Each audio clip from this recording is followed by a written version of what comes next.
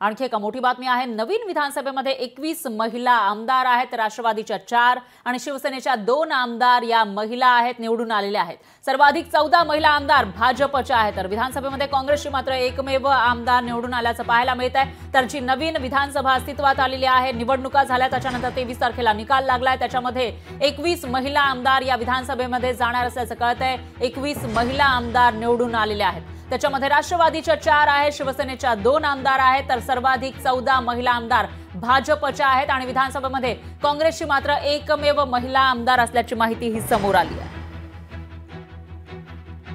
तर ह्या महिला आमदार नेमक्या कोण कोण आहेत, कोणत्या पक्षाच्या आहेत ते आपण बघूयात। श्वेता महाले भाजपच्या चिखलीमधून, जिंतूरमधून भाजपच्या मेघना बोर्डीकर, तर नाशिक मध्यमधून भाजपच्या देवयानी फरांदे, भाजपच्या नाशिक मध्यमधून सीमा हिरे या महिला आमदार आहेत, निवडून आलेल्या आहेत। आणि त्याचबरोबर बेलापूरमधून भाजपच्या मंदा म्हात्रे, तर दहिसरमधून भाजपच्या मनीषा चौधरी, गोरेगावमधून भाजपच्या विद्या ठाकूर, पर्वतीमधून भाजपच्या महिला आमदार माधुरी मिसाळ या निवडून आलेल्या आहेत आणि त्या विधानसभेवर जाणार आहेत।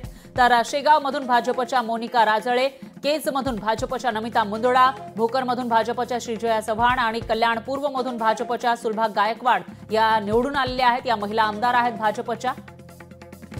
आणि याशिवाय वसईमधून भाजपच्या स्नेहा पंडित निवडून आल्या, तर फुलंब्रीमधून भाजपच्या अनुराधा चव्हाण, शिवसेनेच्या मंजुळा गावी साक्रीमधून निवडून आल्या आहेत, शिवसेनेच्या संजना जाधव या कन्नडमधून निवडून आल्या आहेत। तर अमरावतीमधून राष्ट्रवादीच्या सुलभा खोडके, देवळालीमधून राष्ट्रवादीच्या सरोज अहिरे आणि अनुशक्तीनगरमधून राष्ट्रवादीच्या सना मलिक, तर श्रीवर्धनमधून राष्ट्रवादीच्या अदिती तटकरे याही निवडून आलेल्या आहेत।